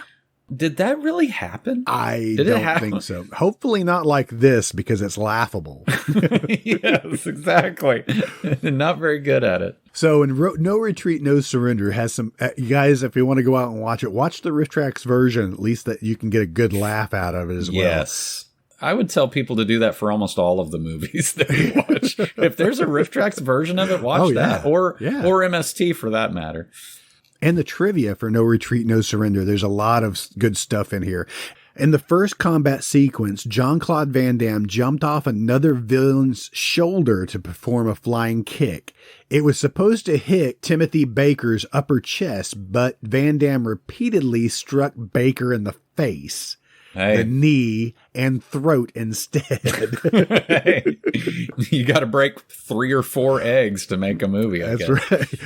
Baker later appeared as a character witness against Van Damme in a lawsuit filed by Jackson Rock Pickney, claiming the poorly timed kicks that were largely due to carelessness on Van Damme's part. So when you say that Van Damme got his job by kicking a few inches, that could have gone another way. Exactly. I think I read also that in Cyborg, he was sued by one of the actors when he purposefully gouged his eye with his thumb. Yeah. It says Jean-Claude broke character and asked Cunningham if he was all right during that during that scene, and the director yelled at him. Yeah. So that's right. I imagine Corey Yuen. I'm sorry, I don't want to get into all that, but Corey Yuen being the director, right? Yes.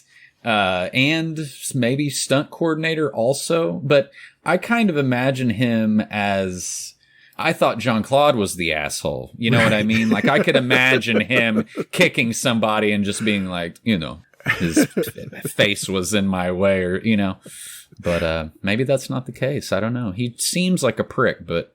Right. In No Retreat, No Surrender, our main character, Kurt McKinney, befriends a guy by the name of J.W. Fales. And they have a beautiful relationship. They hit it off like in no time. Immediately. Oh, yeah. I think they're holding hands in one scene. That's how well they hit it off. I believe you are correct.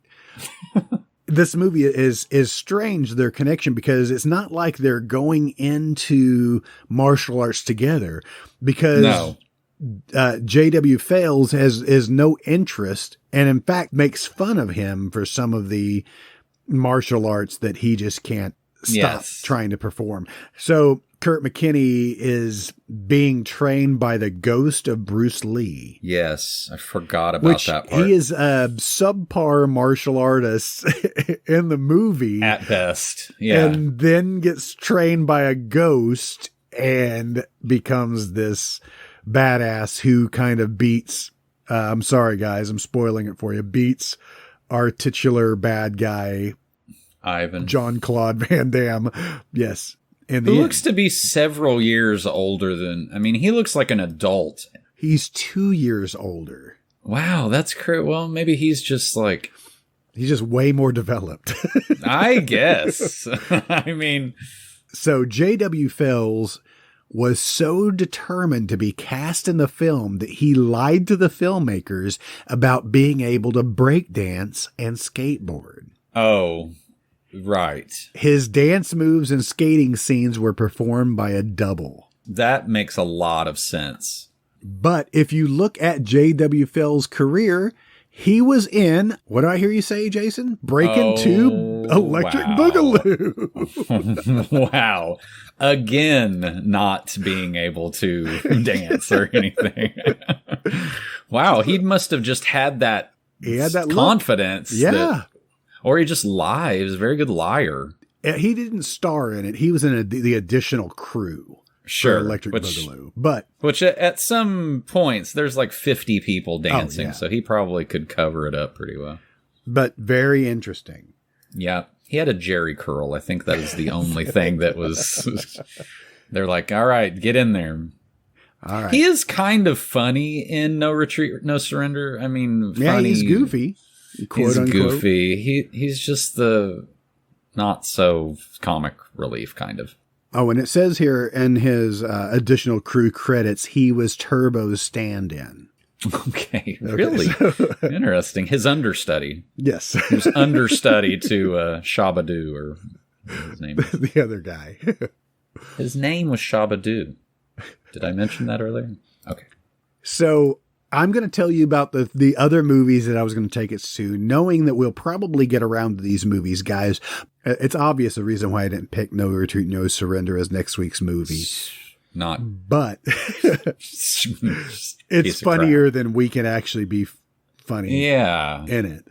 But I was going to take us down several different routes, but those movies were not available for free. And I'm looking out for our listeners or listener. Thanks, Nick. And trying to keep it free. We love you, Nick. We love you, Nick. RJ was in the movie For Keeps. You remember For Keeps?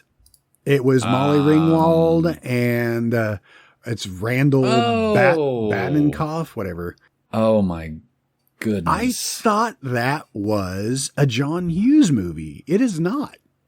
No, it is not. It is not. It's directed by the same guy that directed Karate Kid. See, now this is why everything that we've talked about just intersected each other. It's just the strangest. The synchronicities are frankly starting to scare me. We are sharing the same brain. I don't know if it's even that, because this is like, it's almost like they've created this like weird algorithm where everything that I don't know, something's up. It's the NSA pumping stuff into our minds. Yes. If that's how they're doing it, I'm not totally opposed to it. I mean, this is fun. This is entertaining. Yes. For Keeps also had Pauly Shore in it, by the way. Oh, brother. His character name was Retro. Oh, my God. How does your wife feel about that? I know I'm sure she loves it. I haven't brought it up to her yet. Big Pauly Shore fan. Renee Estevez was in this as well. Oh, interesting. Who's Renee Estevez? One of the Estevezes. Oh, okay. Yeah. Also, it has, I can't imagine why, but it has Kenneth Mars in it. Kenneth Mars is the, like detective in, Young Frankenstein with the fake arm. Yes. So there's that. Beautiful. I didn't recognize his name. It also has an actress by the name of Darcy DeMoss. Now, this is going down a trail that I'm not going to take us to, but Darcy DeMoss was... Well, yeah, I mean, you are right now. Well, I am, but we'll have to come back to it. Darcy DeMoss was in Friday the 13th, Part 6. Okay. She's been in a ton of different weird things. She was in Can't Buy Me Love, which I probably have seen 50 times. Return to Horror High. Oh, I haven't seen that in a long time, and I remember loving that movie.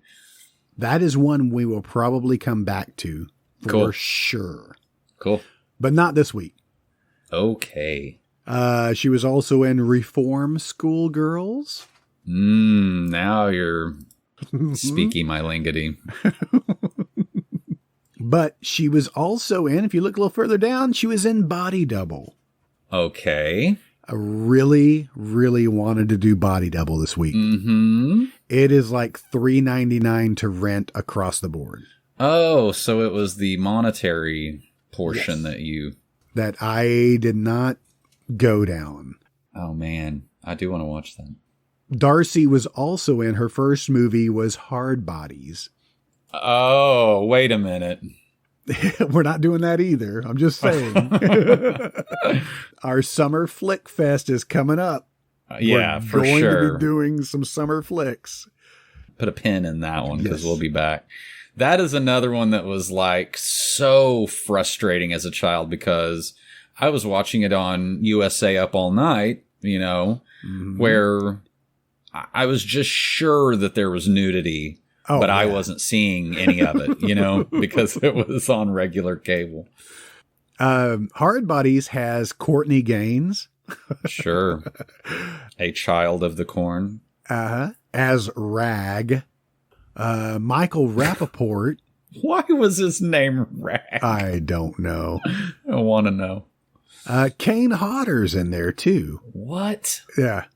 So very interesting. But we're not watching any of these movies. All right. I know, you're disappointed. I mean, I'm getting closer to Whoopie Boys. I don't want... By the way, I'm not going to go down that trail, but I was also taking us to... You've told us a lot about the movies we aren't going to do. I was trying to get us to go see Ghost Story as well. Okay, cool. Because I could get to it real easy with Craig Wasson, which we've already talked about today. Oh, right. I can't look at his face for very long. Ghost Story is not cheap. Yes. I didn't want to take us there either.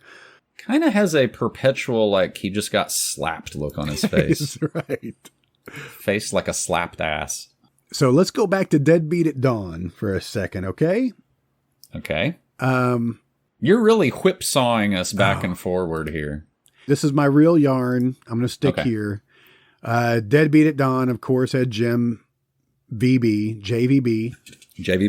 JVB also did The Manson Family. Yeah. We've already talked about it. The Manson Family, there was a guy by the name of Don Keaton. Okay. And none of these guys have freaking pictures, okay? So it's going to be hard to pick them out in the movies themselves. Yes. Don Keaton actually does have a picture, and he plays lots of Papa in the Manson Family. Okay. He has 4 credits to his name.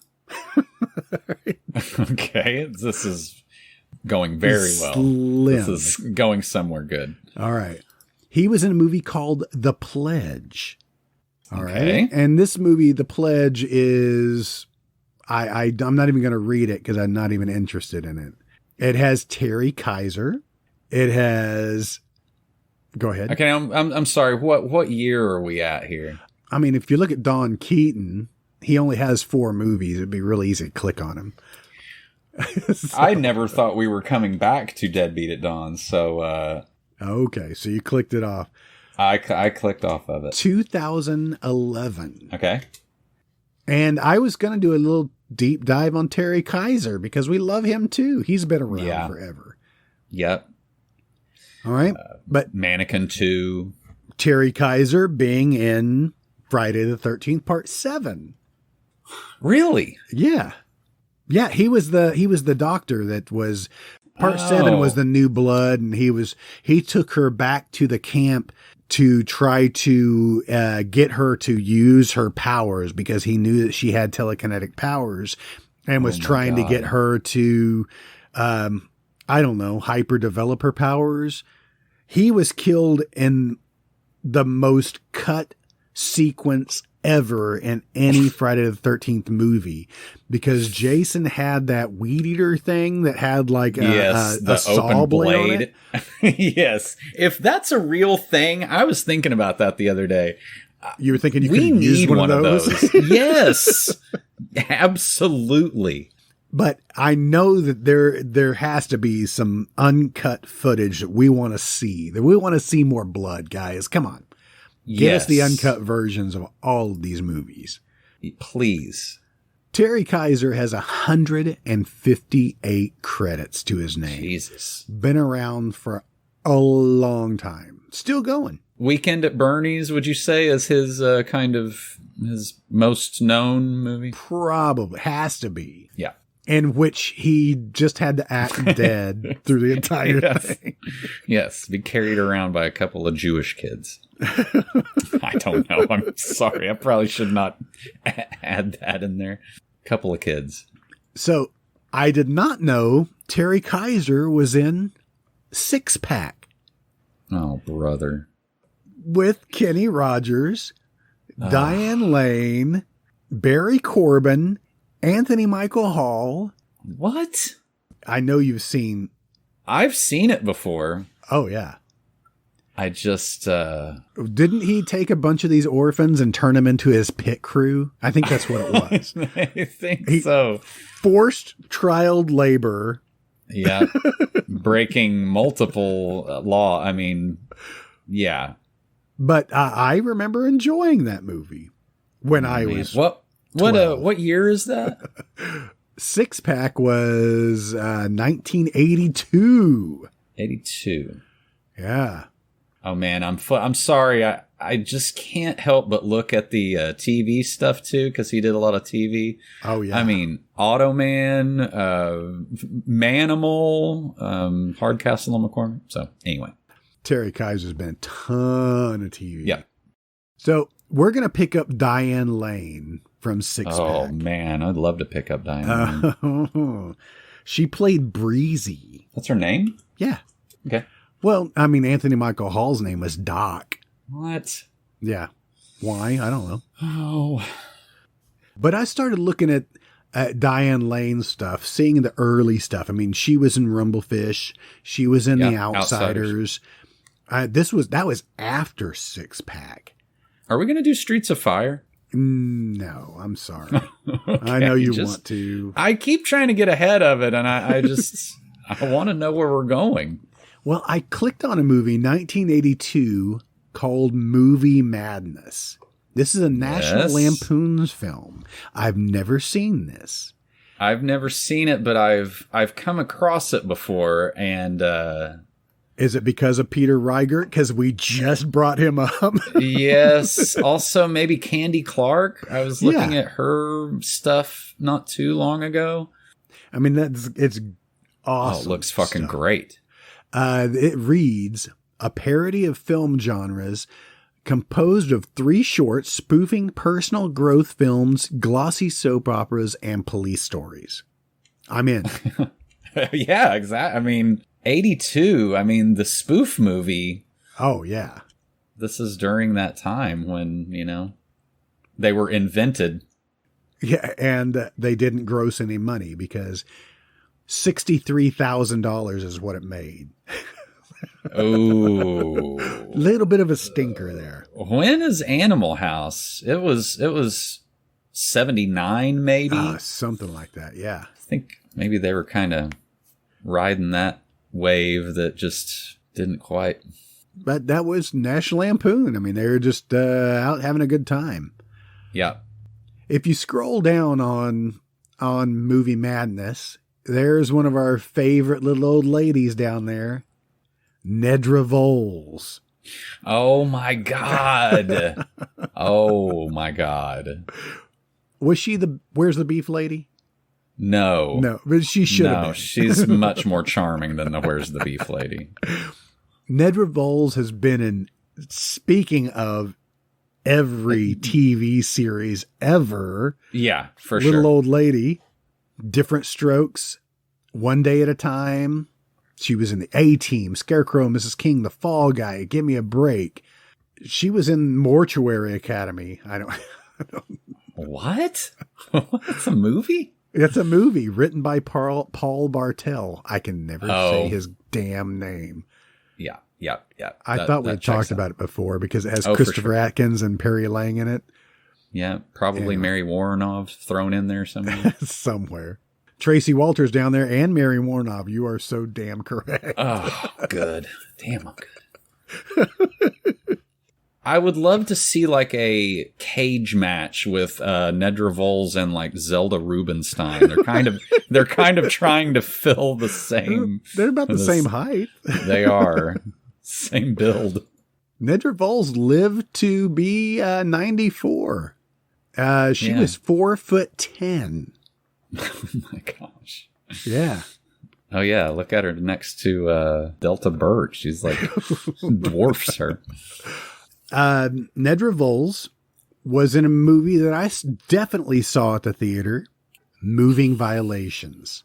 Oh, yes. We're not doing Moving Violations. Thank God. Okay, I need to look at this because I think I'm getting two movies confused. Moving Violations was Bill Murray's brother, John. Yes. Jennifer Tilly. There's Clara Peller, who was Where's the Beef Lady. Yes. So they got Nedra Voles and Clara Peller both in the same movie. Clara Peller definitely would be in a nice little cage match with Nedra Voles. Oh, for sure. I would definitely watch that. Mud wrestling, KY wrestling. Yeah. Let's do Moving Violations. Jennifer Tilly's in it. I saw that. Fred Willard. Clara Peller was also in The Stuff, a movie we might have to do. You are... I'm so teasing everything. It is painful at this point. So painful. But Moving Violations also had Wendy Jo Sperber, and we've talked about her plenty of times. Marty McFly's sister from Back to the Future. She was also Dr. Tina Gasco from Bachelor Party. Yeah. She's got to be in a Hot Dog the Movie or like Hamburger the Movie or something. Has to be. Well, she was in 1941. Okay. We're not doing 1941. Stop it. Oh my God. We keep talking about it though. You're doing like in the movies where the bad guy like walks backwards through like his footsteps in the snow trying to like throw off the... You're just reciting the end of The Shining. Yes. I mean, 1941, what do you want to call... This is like a real like honeypot. Like if you're doing the game, like the Kevin Bacon game, and you get to a movie like this, you know... You can go anywhere. It has literally everybody in it. Everybody. But who's our favorite little nerd? Eddie Deason. Of course. The OG nerd. Hey, Eugene. Oh, my God. But where I wanted to go next week, I didn't because, damn it, I didn't want our peeps to have to pay. And unfortunately... Disney owns the rights to Midnight Madness. Damn it. So they want like $4 to watch it, which is worth it, guys. It's freaking worth it. But I decided to take one more step to get to next week's movie, okay? Okay. So if you go to Midnight Madness, it also is a cavalcade of faces. Yes. A lot of the faces you don't want to look at for very long. I know you were getting excited when I said Eddie Deason since he's in the Whoopie Boys. Just right there. It's right there. So right there. Midnight Madness has a lot of people we really love, but there's a guy down here that I did not know, and you'll have to click on all cast and crew to get down there.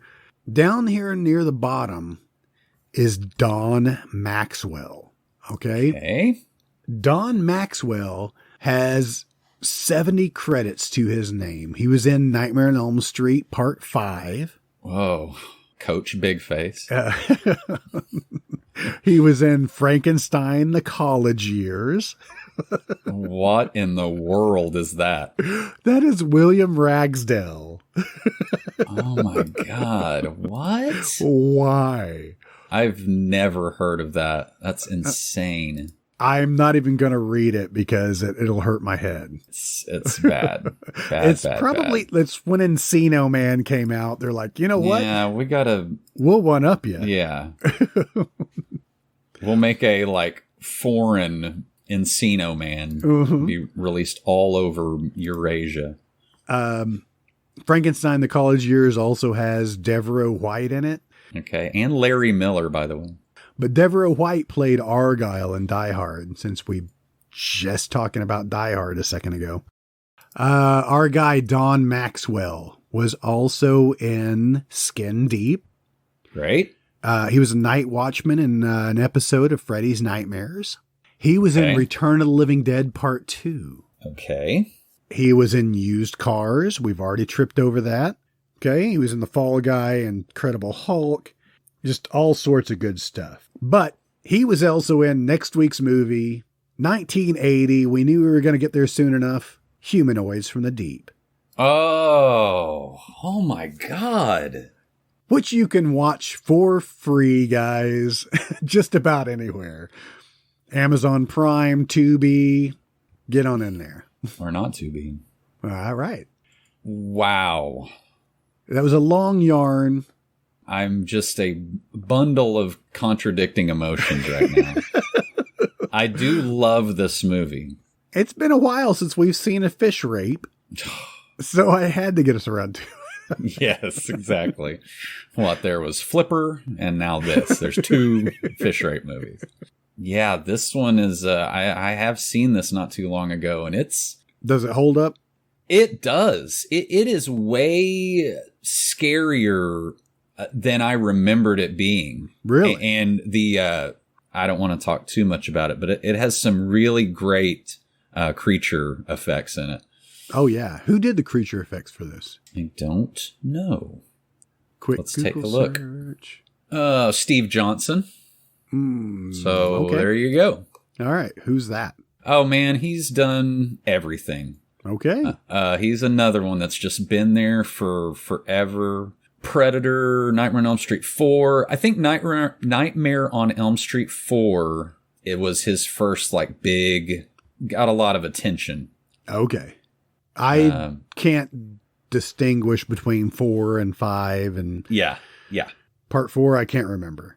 Yeah. But Part 3 had Craig Wasson in it. So yes, exactly. As the teacher who was definitely molesting some people? I don't know. Well, he was more of a counselor, right? Oh, that's right. Yes. Yeah. Oh, man, that is a good movie. Yeah, Steve Johnson has done a ton of stuff. All right. Well, we will talk about him next week for freaking sure. So let me read off Humanoids from the Deep here. Humanoid sea creatures start killing a fishing town's residents and raping their women. It's up to the townsfolk and visiting biologists to fight back and fend them off. Is there more than one rape? I know there's one really ridiculous one. It's very realistic, but because of that, it's just what's happening here? Mm-hmm. Oh, I watched this. I mean, I was 8 when this came out. Yeah. I watched this at a ridiculously young age. If I had seen this at 8, I would have a ton of questions about everything. Mm-hmm. Religion, life in general. There's a lot of people in this. Vic Morrow. Yeah. Doug McClure. Anthony Pena, which I looked at him because he was in The Running Man. He was also in Marathon Man, which I think those are supposed to be the same movies, right? No. He was in Porky's 2 the next day. Oh, God. Who was he in Running Man? I do not... he must have been he must not have been on screen very long. He was Valdez. I think he was with Schwarzenegger trying to get away. Okay. Yeah. I think he was one of those guys. I am not... His head positive. Might have exploded. May have. I don't know. I will clear We'll get to the bottom of it. Right. But I looked at him for a minute. Lynn Thiel. We've talked about her for What have we talked about her for? Oh, Lynn Thiel was in Without Warning. Oh, okay. That's why we've talked about her. I knew the name sounded familiar. Remember when we did that movie? Oh, gosh. It seems like ages. It also seems like ages ago when we started today's podcast. Yeah, man. I'm for sure have more gray hair. All right. Well, let's wrap this bitch up like we always do. Jason, tell everybody where they can find us. Just go to themoratorium.com. Just go to the website. I mean, if you don't have anything else better to do. Right.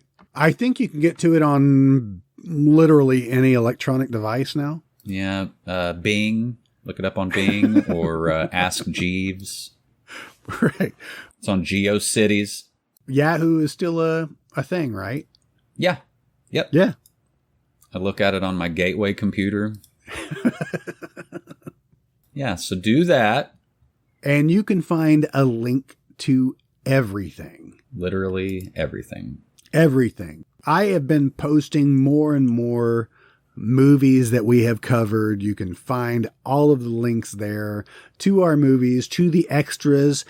Also check out our YouTube page because I've been making more freaking playlists that show all of the videos that I post on, our social media.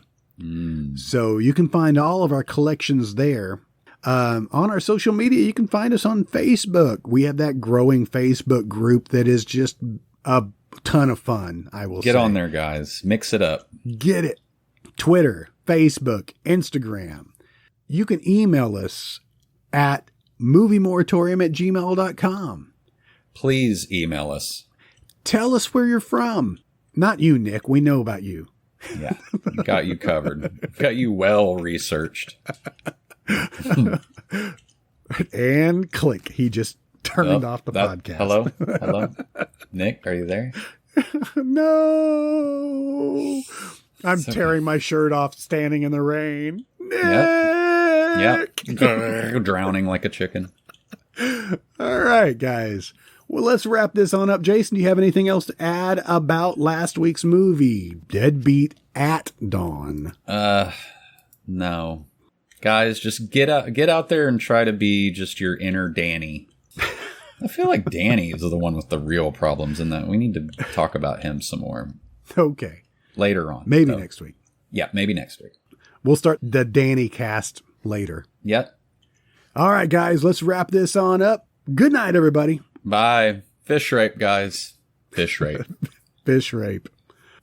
It's going to be our catchphrase. Putting it on a t-shirt right now.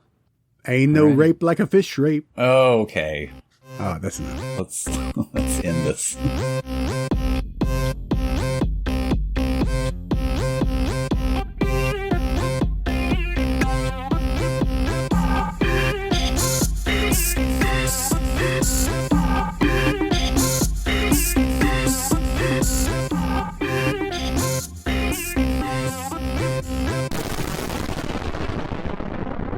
You've been listening to The Yarn Wall, an MT Cornfield production. Tune in next week when we cover the Roger Corman fish rape classic, Humanoids from the Deep. You can find a link to Humanoids as well as all the movies we cover at themoratorium.com. If you have any movie suggestions or just want to tell us how much we really suck, you can contact us at moviemoratorium@gmail.com. Thanks for listening. And long live VHS. I've got to stop watching or I am going to start losing brain cells.